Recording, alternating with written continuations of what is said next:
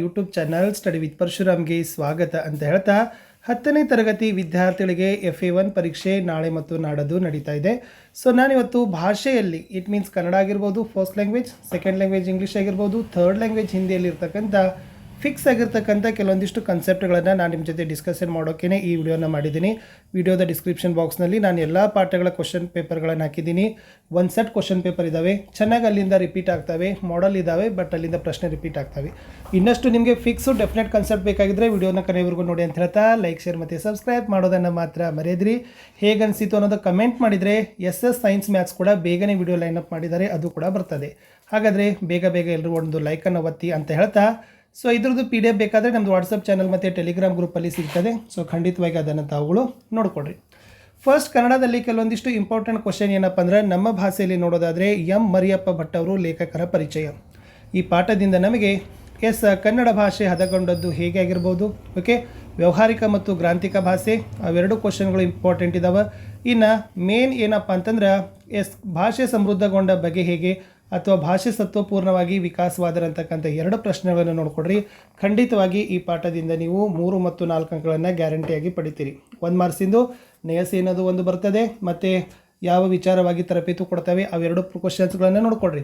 But ಹೆಚ್ಚೇನಪ್ಪ ಅಂದ್ರೆ M Mariyappa Bhat ಅವರ ಪರಿಚಯ, ಲಿಪಿಯ ಜಾಡು ಮತ್ತು ಕನ್ನಡ ಭಾಷೆ ವಿಕಾಸಗೊಂಡದ್ದು, ಜೊತೆಗೆ ಭಾಷೆ ಸತ್ವಪೂರ್ಣವಾಗಿ ವಿಕಾಸಬೇಕಾದರೆ ಆ ಕ್ವಶನನ್ನು ಓದ್ಕೊಂಡ್ರೆ ನಮ್ಮ ಭಾಷೆಯಿಂದ ಕ್ವಶನ್ಸ್ ನಿಮಗೆ ಕ್ಲಿಯರ್ ಆಯಿತು. ಇನ್ನು ವ್ಯಾಘ್ರಗೀತೆಯಲ್ಲಿ ನೋಡೋದಾದರೆ, ಹುಲಿಯು ಹಿಂದಿನಿಂದ ಹಾರಿ ಕೊಲ್ಲದಿರಲು ಕಾರಣ, ಆಮೇಲೆ ಮೂರ್ಛೆ ಹೋದಾಗ ಘಟನೆ ಅಂತ ಒಂದೆರಡು ಪ್ರಶ್ನೆಗಳು ಬರ್ತವೆ, ಓಕೆನಾ. ಆಮೇಲೆ ಮೂರ್ತಿರಾಯರ ದೃಷ್ಟಿಯಲ್ಲಿ ಬದುಕುಳಿದುದು ಖಿರ್ದಿ ಪುಸ್ತಕವೇ ಅನ್ನೋದೊಂದು ಪ್ರಶ್ನೆ ಬರ್ತದೆ, 4 ಅಂಕ, ಅದನ್ನು ನೋಡ್ಕೊಡ್ರಿ. ಆಮೇಲೆ AN ಮೂರ್ತಿರಾಯ ಅವರ ಪರಿಚಯವನ್ನು ಕೂಡ ನೀವು ಇಂಪಾರ್ಟೆಂಟ್ ನೋಡ್ಕೊಳ್ಳೇಬೇಕು. 2 ಗದ್ಯಪಾಠ.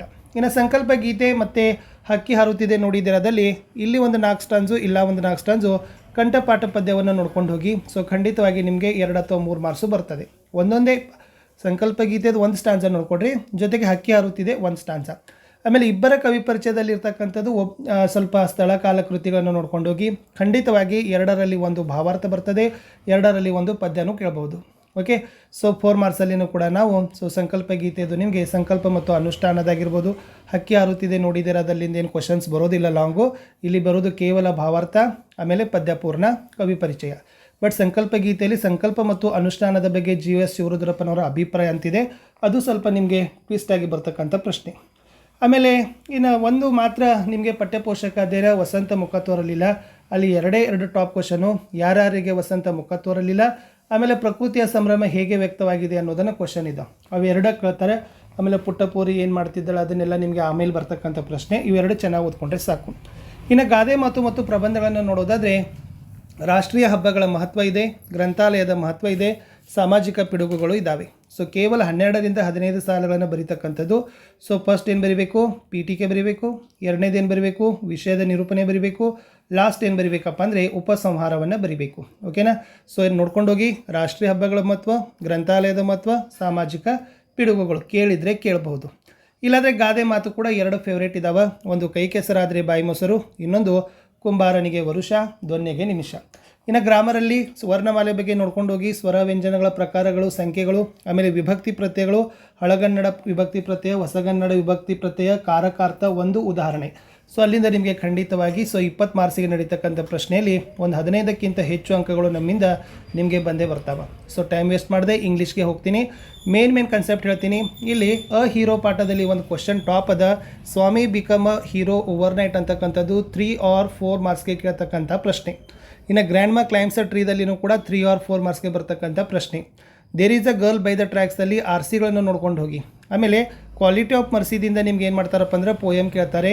ನಾರಾಯಣಪುರ ಇನ್ಸಿಡೆಂಟ್ದಲ್ಲಿ ಸೊ ಅನ್ಯೂಸ್ವಲ್ ಮಾರ್ಚ್ ಅಂತ ಒಂದು ಬರ್ತದೆ, ಓಕೆನಾ. ಸೊ ಅನ್ಯೂಸ್ವಲ್ ಮಾರ್ಚ್ ಮೇಲೆ ಒಂದು ಪ್ರಶ್ನೆ ಇದೆ ನೋಡಿ. ಸೊ ಸಪ್ಲಿಮೆಂಟ್ರಿ ರೀಡಿಂಗ್ ಅದನ್ನು ಖಂಡಿತವಾಗಿ ನೋಡ್ಕೊಂಡೋಗಿ, ಅಲ್ಲಿಂದನೂ ಕೂಡ ಮಾರ್ಕ್ಸ್ ನಿಮಗೆ ಕೇಳ್ತಾರೆ. ಇನ್ನೊಂದು ಸರಿ ಹೇಳ್ತೀನಿ, ಸ್ವಾಮಿ become a hero over night, grand ಮಾ claims a ಟ್ರೀದು summary, there is a girl by the ಟ್ರ್ಯಾಕ್ಸ್ದಲ್ಲಿ RCಗಳಿರ್ತಾವೆ, quality of ಪರ್ಸಿದು first ಪ್ಯಾರಾಗ್ರಾಫೇ ನೋಡ್ಕೊಂಡೋಗಿ, first ಪ್ಯಾರಾಗ್ರಾಫೇ maximum ಆಗಿ ಕೇಳ್ತಾರೆ.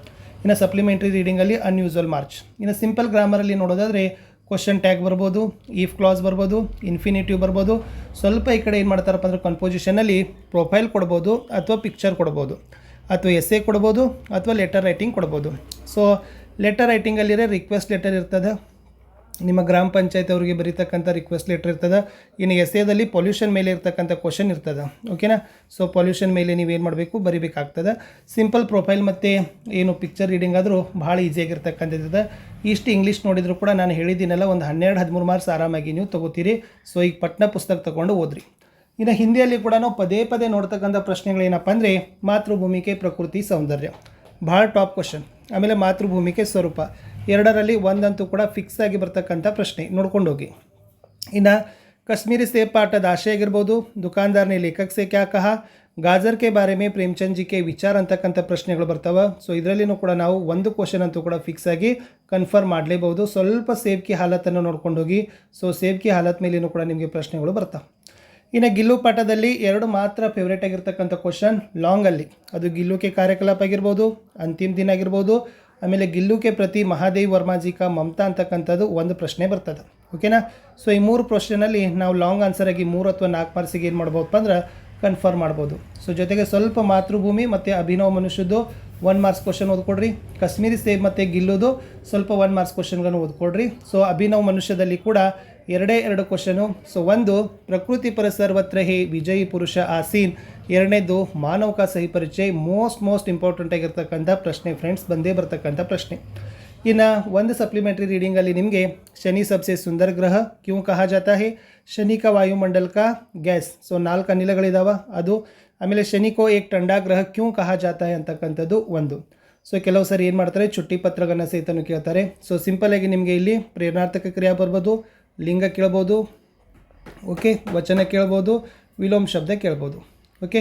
ಸೊ ಸಿಂಪಲ್ಲಾಗಿ ಕೇಳ್ತಾರೆ. ವಿಶೇಷವಾಗಿ 2-3 ಪಾಠಗಳನ್ನು ನೋಡ್ಕೊಂಡೋಗಿ. ಈ 2-3 ಪಾಠದಾಗಿನೇ ಗ್ರಾಮರ್ ನಿಮಗೆ ಬರ್ತದೆ.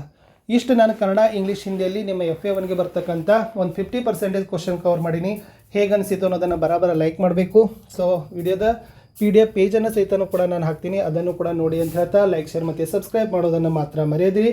ಸೊ ಎಲ್ಲ ಪಾಠದ ಪ್ರಶ್ನೋತ್ತರಗಳಿದ್ದಾವೆ, ಚೆನ್ನಾಗಿ ನೋಡಿಕೊಂಡು ಅವುಗಳನ್ನು ಪ್ರಿಪೇರ್ ಮಾಡಿ ಅಂತ ಹೇಳ್ತಾ ವಾಚ್ ಮಾಡಿದ್ದಕ್ಕೆ ಧನ್ಯವಾದಗಳು. ಬರೀತಕ್ಕಂಥ ಕನ್ನಡ, ಇಂಗ್ಲೀಷ್, ಹಿಂದಿ ಪೇಪರ್ ಭಾಳ ಈಸಿ ಇರ್ತದೆ. ಕ್ವಶನ್ ಸರಿಯಾಗಿ ಓದ್ಕೊಡ್ರಿ, ಅಕ್ಷರಗಳನ್ನ ದುಂಡಾಗಿ ತೆಗೀರಿ, ಯಾವುದೇ ಭಯ ಬೇಡ, ಒಳ್ಳೆಯ ಅಂಕಗಳನ್ನು ನಿಮಗೆ